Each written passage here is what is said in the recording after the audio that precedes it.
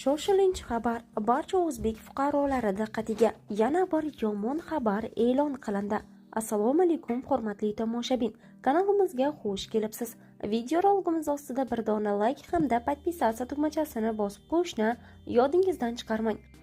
Davlat raqami tushirilgan brelok. Bunaqasi aniq hech kimda yo'q. Buyurtma asosida o'zingiz xohlagan mashina raqamini chiqarib beramiz. Juda sifatli va kamyob.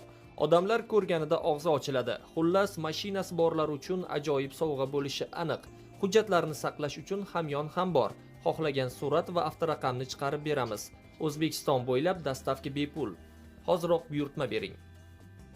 Zangiota tumanida joylashgan gilam do'koni yonib ketdi. Yong'inga 7 ta yong'in qutqaruv ekipaji jalb qilindi. Soat 10:09 da qurshab olingan yong'in 10:38 da bartaraf etildi. 26 aprel kuni Toshkent viloyati Zangiota tumani Olim Polvon mahallasi gilam do'konida yong'in yuzaga keldi.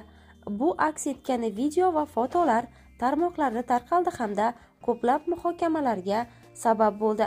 Favqulodda vaziyatlar vazirligining xabar berishicha, yong'inga 7 ta yong'in qutqaruv ekipaji yuborilgan.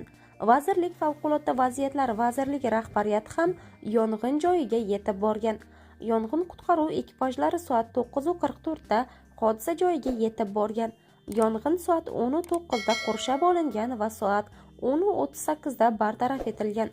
Vazirlik ularda tan jarohati olgan va halok bo'lganlar to'g'risida ma'lumot kelib tushmaganini ma'lum qilgan. Hurmatli tomoshabin, shu va shunga o'xshash xabarlardan birinchilardan bo'lib xabardor bo'lishni istasangiz, bizga obuna bo'lishni va bizni ijtimoiy tarmoqlarda kuzatishda davom eting.